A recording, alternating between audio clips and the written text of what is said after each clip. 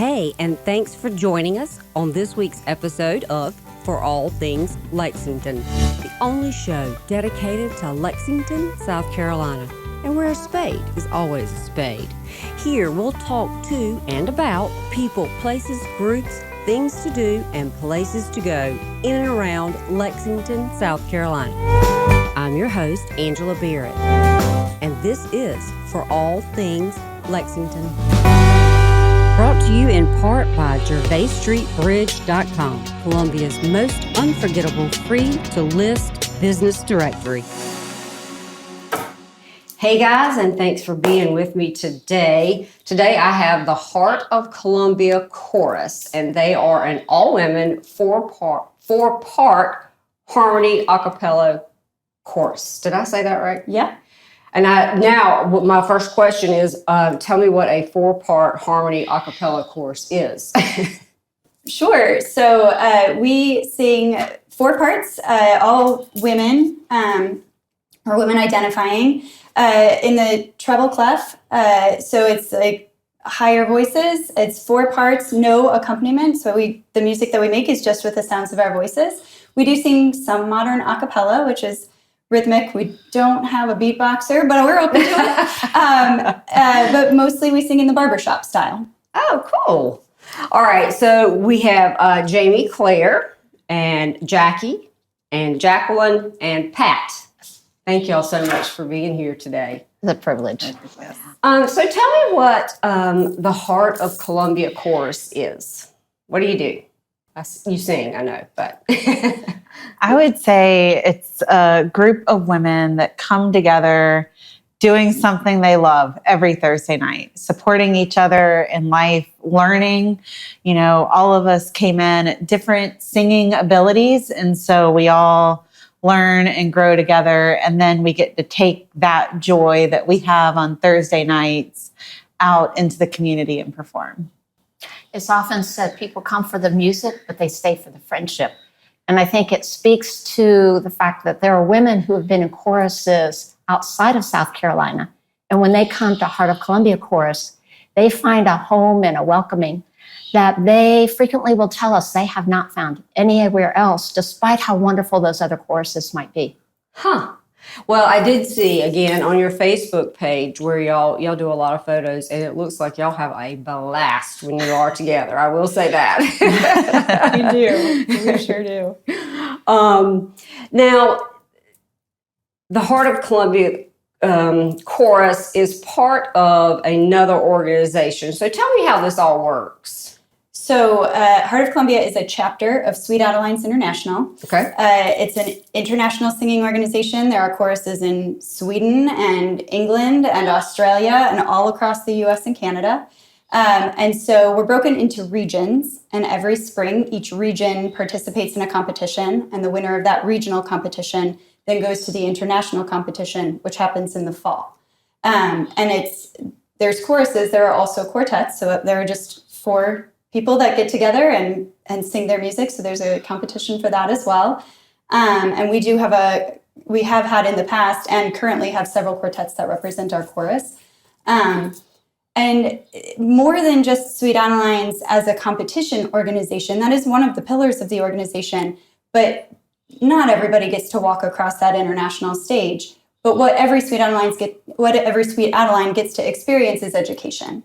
Education through performance, education through rehearsal. We have actually this upcoming weekend, I'm teaching at an Sweet Adelines regional event for education. So we get together with people from the 5 neighboring states, and we learn about singing and we learn about music. And so we get to grow not just as singers, but as musicians with our community and those outside of our community. So tell me, Sweet Adelines started a really long time ago. So tell me, let's start there, and then we'll move forward to some of the things that you talked about there. So Sweet Adelines started, really long, and I don't remember the date. I was going to say, I don't have the date off the top of my head. A long time ago. Yes. And so it started many, many years ago. It started actually as a quartet organization. There was a men's organization before that. And so women are like, what women do, right? Right. Well, we can do that and we can do it better. And so it was born. And so Heart of Columbia is a member of that, but our chapter is only 15 years old. We'll celebrate our 15th anniversary this year. Great. But as far as, Sweet Adelines, that started as a quartet and then it grew into choruses because not everybody is confident enough to sing by themselves on their own part with 4 other people. So it grew into choruses and then it grew beyond that. So now when you say you're teaching, are you teaching people how to sing or how to sing in y'all's group? That's a good question. So I'm the director of the chorus of Heart of Columbia, and I am also on the international faculty for Sweet Adelines, which means that I'm one of the 50 teachers worldwide that they've identified as their highlighted educators. And so I teach everything from how hearing loss impacts riser singers to how your voice works and how it's healthy. I'm also a speech pathologist that specializes in voice disorders. So I teach what is healthy and what's not and how to sing in a healthy and safe way. We have other educators. It's not my expertise, but we have other expertise that teaches how to sing in the barbershop style, teaches music theory, teaches how to read music, teaches chord structures.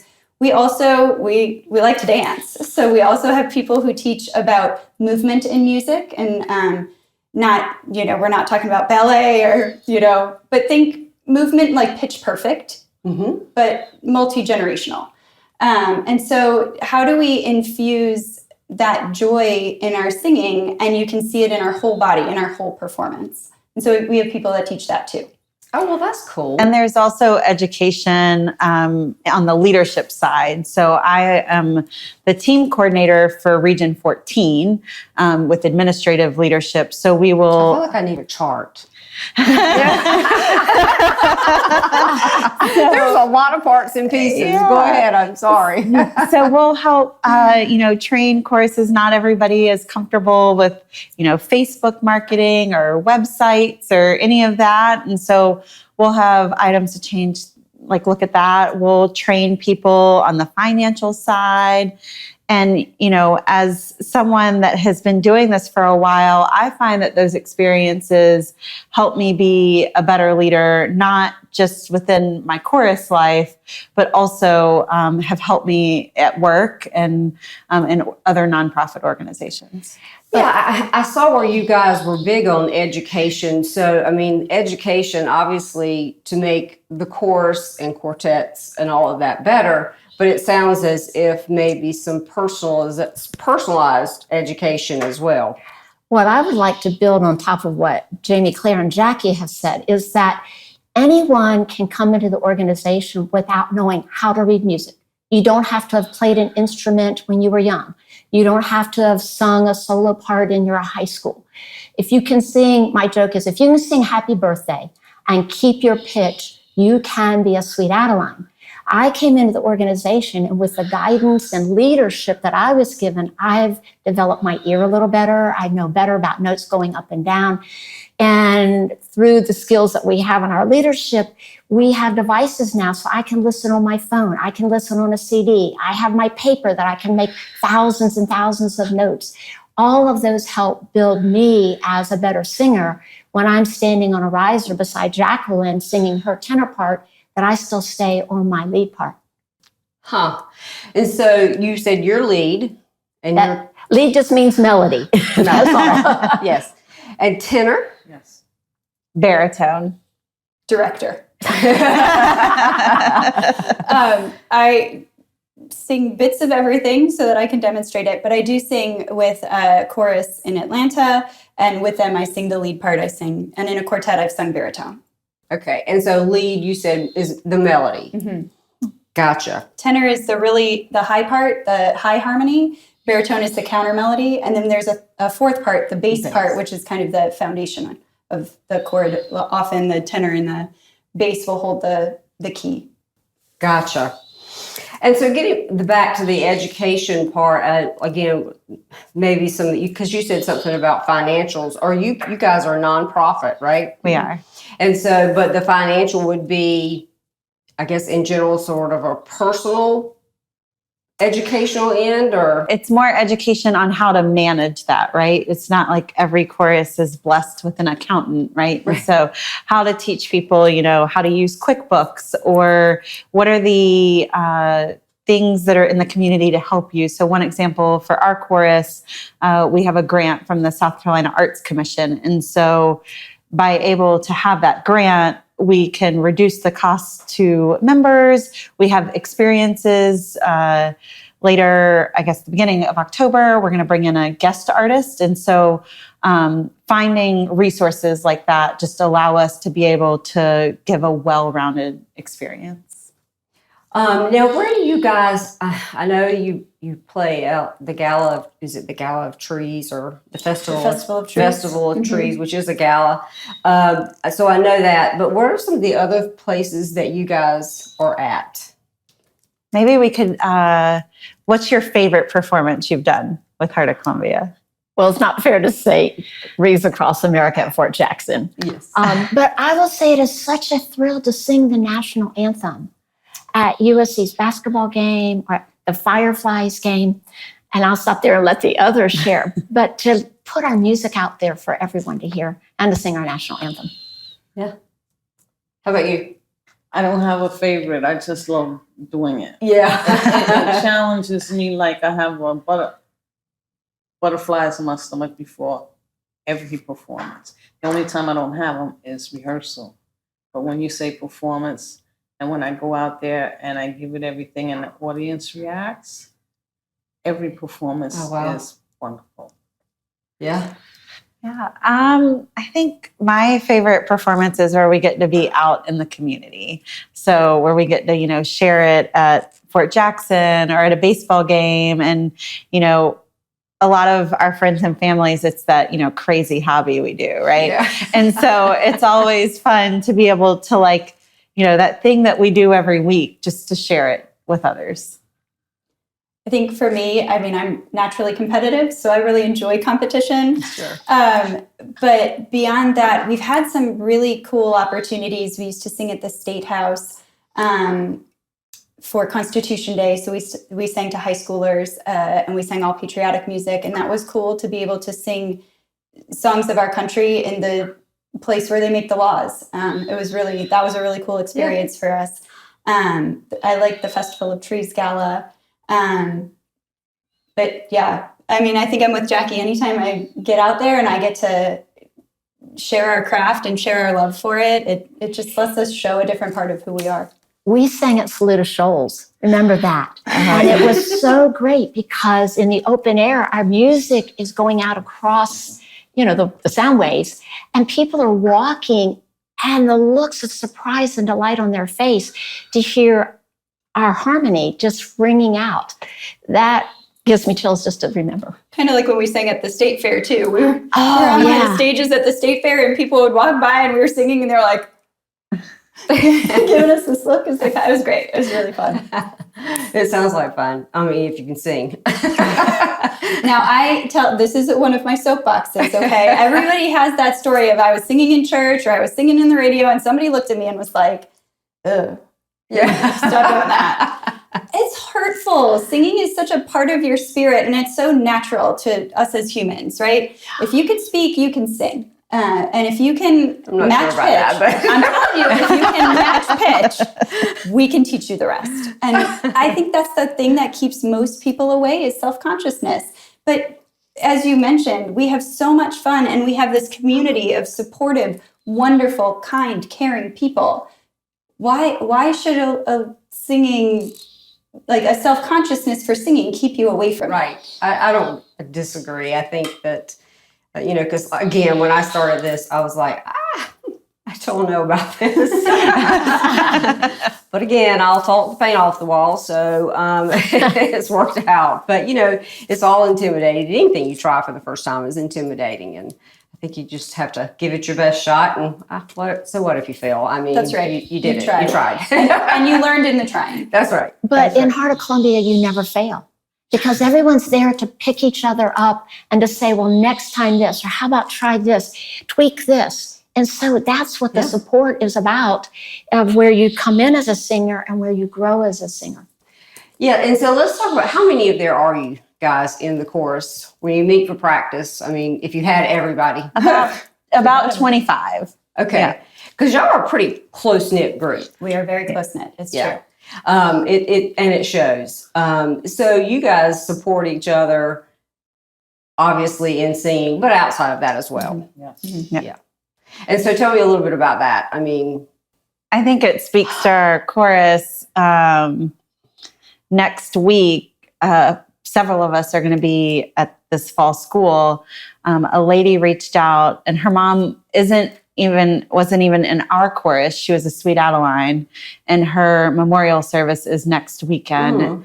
And 8 of our ladies are going to sing.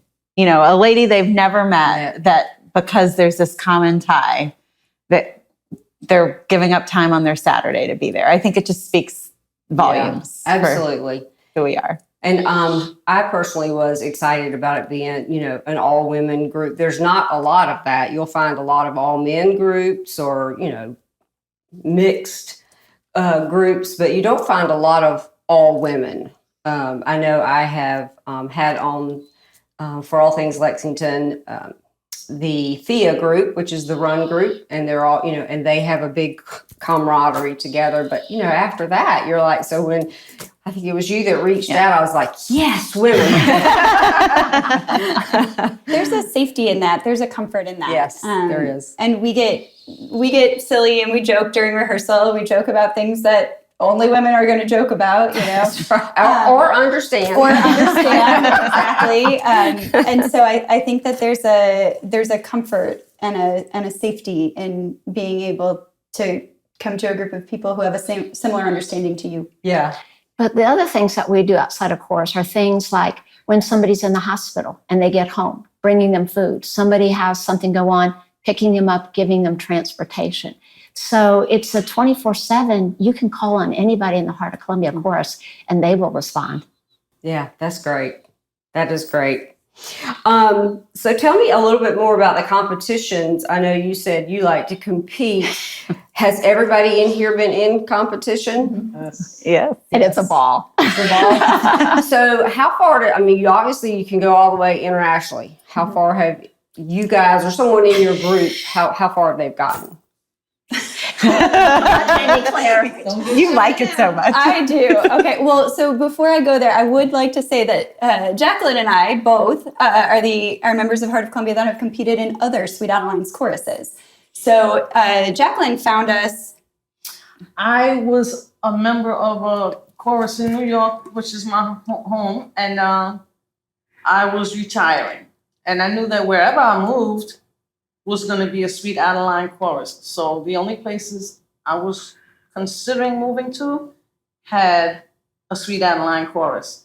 And it was amid the pandemic. I couldn't travel anywhere. I couldn't look at anything. And this is my mother's home state. So here I am in Lexington because the Heart of Columbia rehearses in Lexington.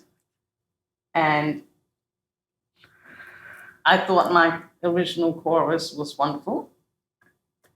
I didn't know what to expect because I didn't even know how to talk. Right? And You mean you didn't know how to say y'all? no. Same girl. I didn't know how to say y'all. So I came down here and I said y'all, and it was understood. And you know, I got comfortable. Right. And they embraced me. They let me keep coming back. Are you kidding me? We begged you to keep coming back. So it just encourages me to give my all. Yeah, good. Well, we're glad you're back in Lexington. So I also compete with a chorus that sings in Atlanta because, like I said, we're an international group. So Heart of Columbia, we go to our regional competition every year, and we have, in the last 8 years, we've increased over 100 points in our overall score. I probably am the only one that actually knows that fact because I like competition. But it does result in some pretty jewelry. I was going to ask So Heart of Columbia has been the most improved chorus in our region for 3 three consecutive times that it's been awarded. There was the pandemic in between, obviously. Sure. And so we had lots of time for improvement. But we've been the most improved chorus, which means that our score from the previous year to the score of this year is that improvement is more than any other chorus that competes in our region. So we like to compete against ourselves. We can't hit a moving target. Everybody else is also working as hard as they can. But if we can beat what we did last year and grow as individuals and as a group, that's what we want. And this year that also resulted in a third place division medal for us, which was very exciting. Nice. And then, like I said, I sing with the Atlanta chorus, which is third in the world right now. So I was able to be on stage with them when they competed and came in third in the entire world. So that was a pretty cool experience as well. That is impressive. That's your big jewelry. That's the big Yeah, I was gonna say, a lot of jewelry. Yeah, those are nice. Those are really, really nice. So what do you guys have coming up? What's the next big event? I know you have something going on at the Craft Draft in Irmo, but beyond that. So in October, we'll have coaching, and we love to learn. So we have a guest artist coming in from Austin, Texas, and he'll be with us for the weekend. And then a group of us is actually going to international competitions. So that's in Louisville, Kentucky, and we like an excuse to travel. So we'll go watch the show. And then we will... Pilgrim Lutheran Church is doing a festival in December, and so we're going to do the a cappella music for that on December 6th. And then we will be at Wreaths Across America, which is always the third Saturday in December. Right, 16th, I think it is. And y'all, that is kind of a group that y'all have partnered with. Y'all do that every year, and it's near and dear to the heart, is correct? Yes. Very much so. So we work to sell wreaths. They're $17 a piece, and we'll sell those so that we can make sure there's a wreath on every grave, and then we provide the music that day. Right. So tell us, for those who don't know what that program is, you said it was the Wreaths Across America, right? And so tell everybody what the group that y'all partnered with, tell us what they do.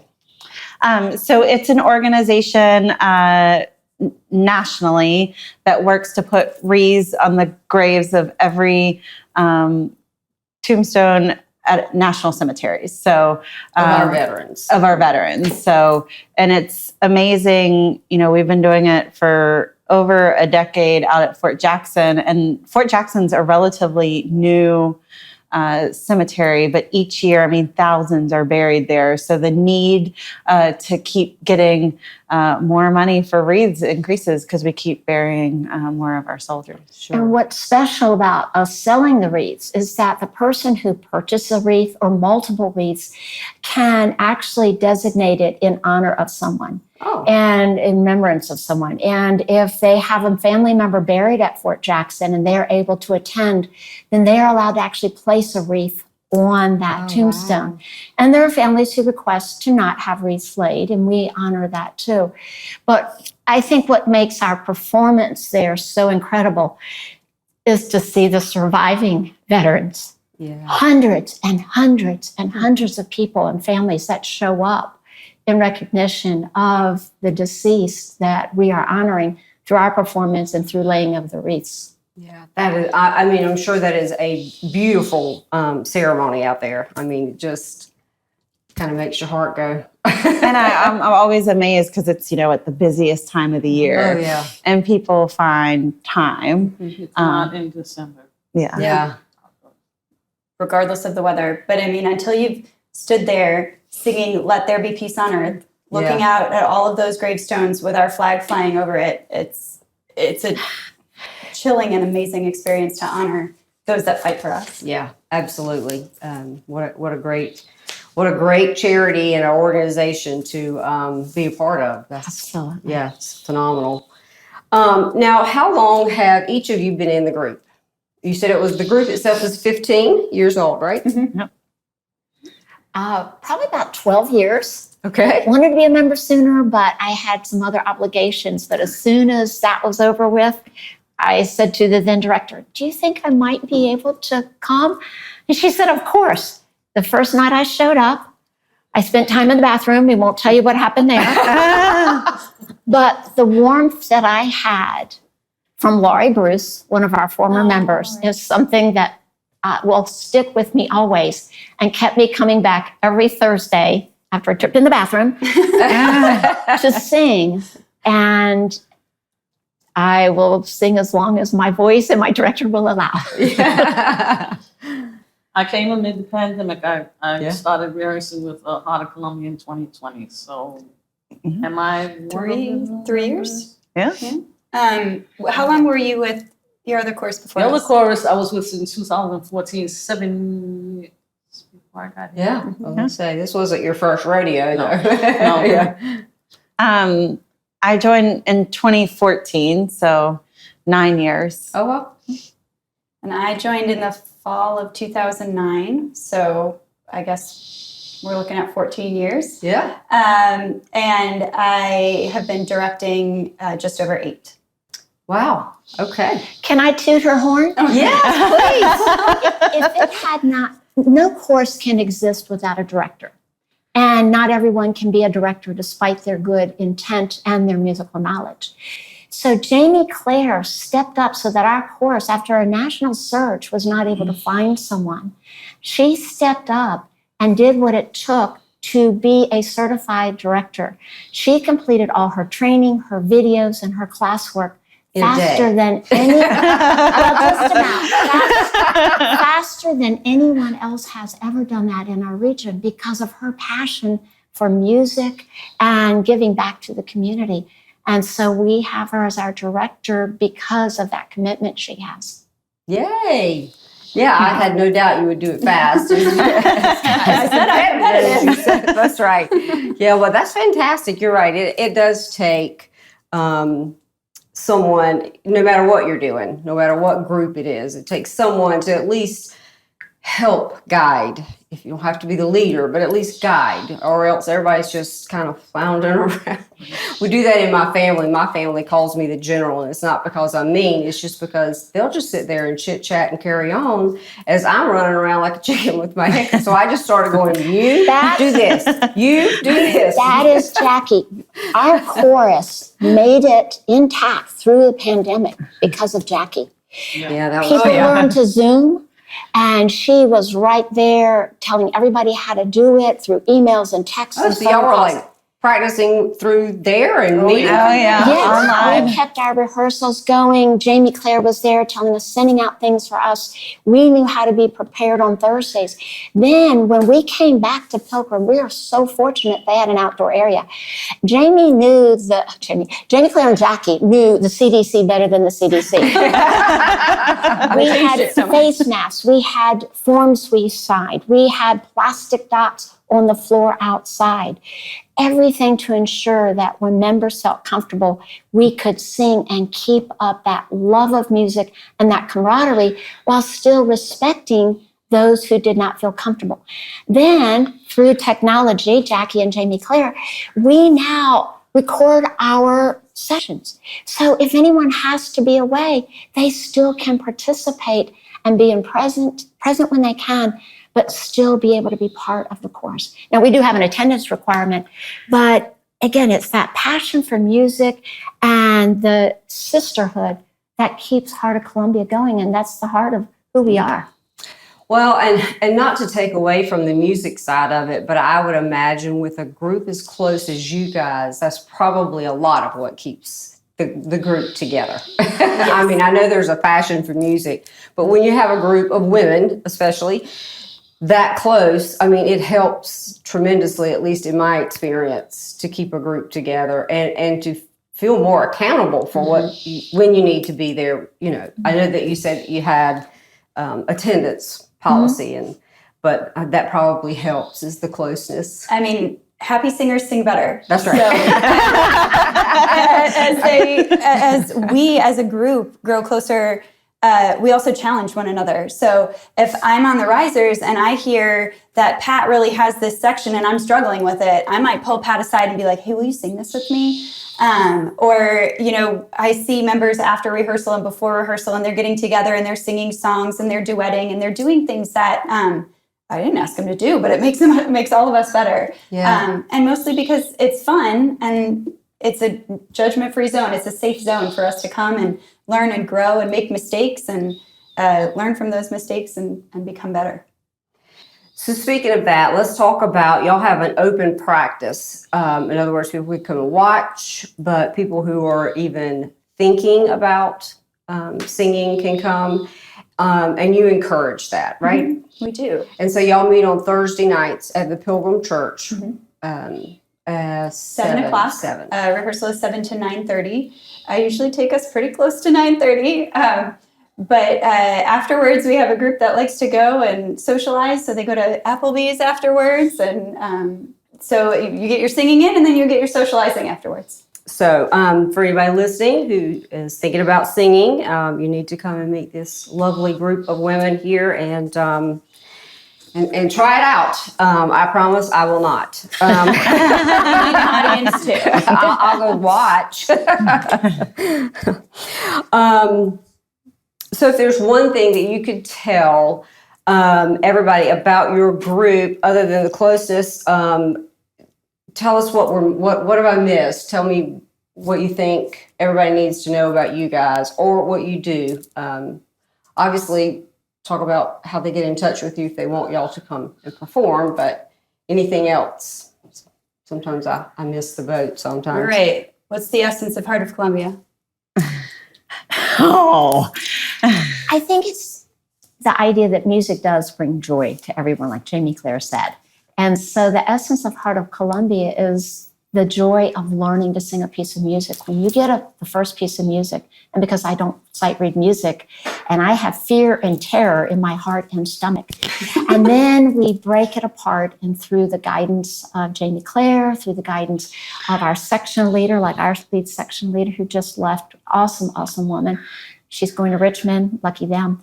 But we have another fantastic woman who will be helping us. So we see the birth of that piece of music that then we get to present, like when we go sing at Barbershop and Brews. And I think that's the essence of what Heart of Columbia is always that newness, that freshness, that learning. And you may come in feeling not prepared and you leave on a high, a legal high. I agree. Like, you have your life, your challenges, your daily challenges, or your leisure. You don't have any challenges, and you get up and you go to rehearsal, and 100% of the time, I'm feeling lighter when I leave rehearsal than when I enter. It's like, Yeah. Comparable to therapy. Yeah. And then besides that, I'm learning, I'm making friends, I'm singing. Music is what I love in life. So then I'm enjoying that. Right. Yes. Yeah.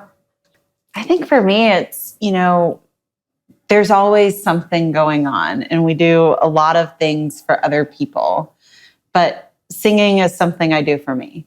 And it's something, we share this, we do a lot, but it's something I look forward to each week that fills my bucket.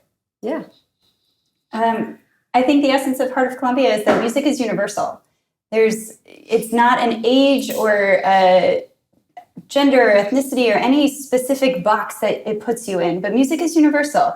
We have ladies that are in their 30s, we have ladies that are in their 80s, and we all share this special thing that makes us all the same. And I think that's what Heart of Columbia is for me, is that it's universal. Yeah. I love it. All right. So if you had 5 minutes to tell the world one thing, what would it be? Let's start with you. With me? Oh, okay. 5 minutes, tell the world one thing. 5 minutes is a long time. You don't have to use 5 minutes. Okay, good. But you're limited to 5. I would say communication is really important to me. It's how I make my living. I would say find your voice and use it. Your voice is meaningful and it's yours. It's just yours and there's no one else like it.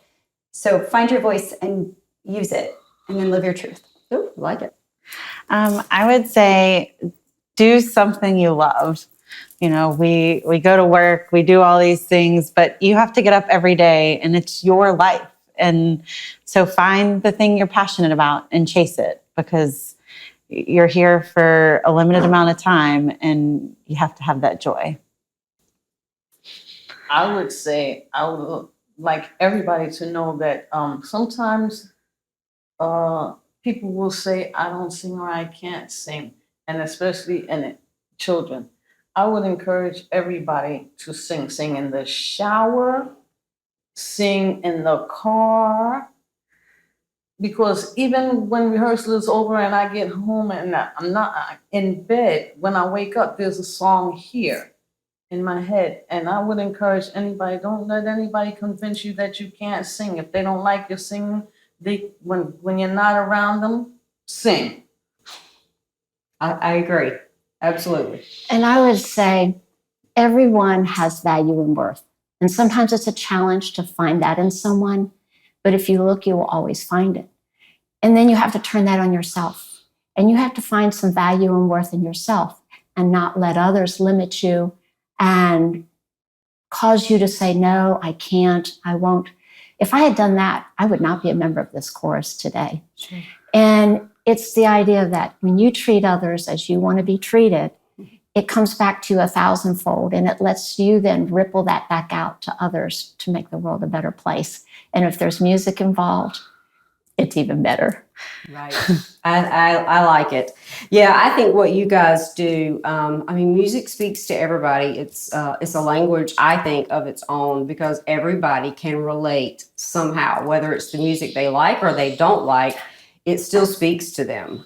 So I think what y'all are doing is phenomenal. Keep doing it. And I'm excited. I want to go and see you, and I will come to practice as a audience member. And Yes. I'll catch y'all there, and I look forward to it. Thank y'all for being here. Thank you so much. Thank you for the opportunity.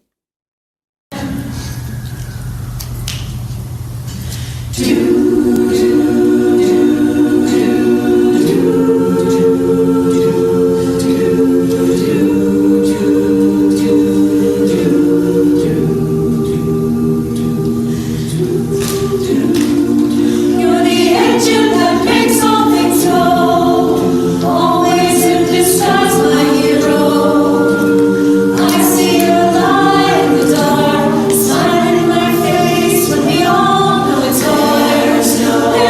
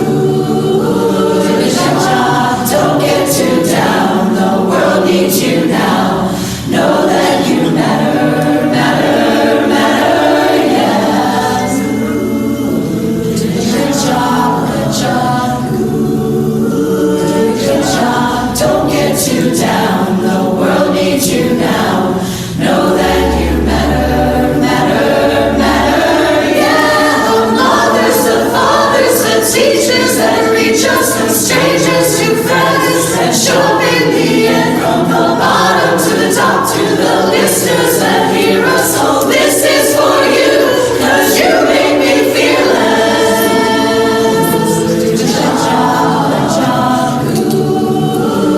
Good job, don't get too down. The world needs you now. Know that you matter, matter, matter, yeah. Good job,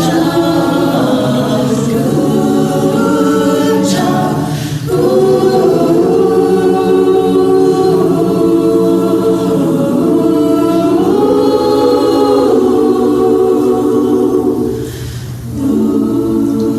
You're doing a good job.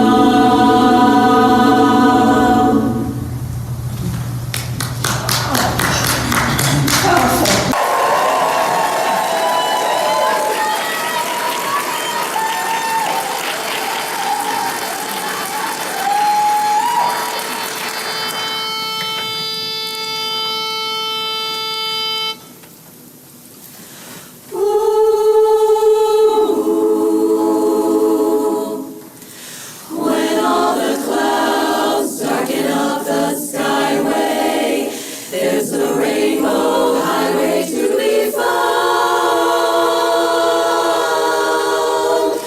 Somewhere over the rainbow, way up high, there's a land that I heard of once in a lullaby.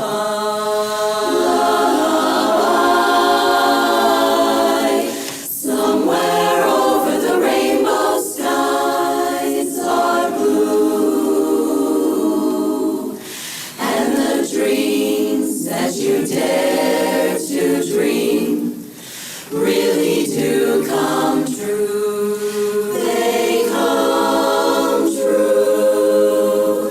Someday I'll wish upon a star and wake up where the clouds are far behind me, where troubles smell like lemon drops away above the chimney tops. That's where you'll find me. Somewhere over the rainbow, bluebirds fly. Birds fly over the rainbow. Why then, oh, why can't I? Why can't I? If happy little bluebirds fly beyond the rainbow, why, oh, why can't I?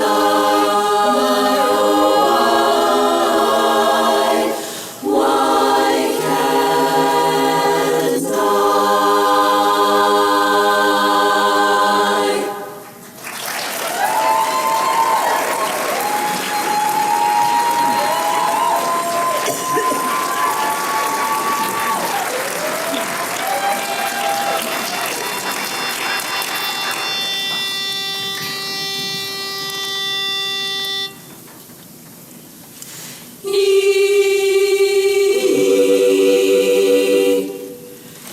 Baby,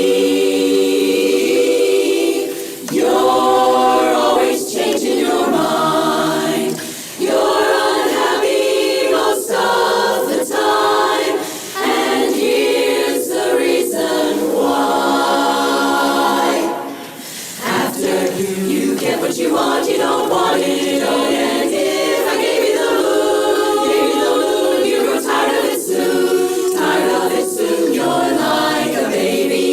You want what you want when you want it, baby. But after you are presented with what you want, you're discontented. Oh, you're always wishing and wanting for something. And when you get what you want, you don't want what you get. What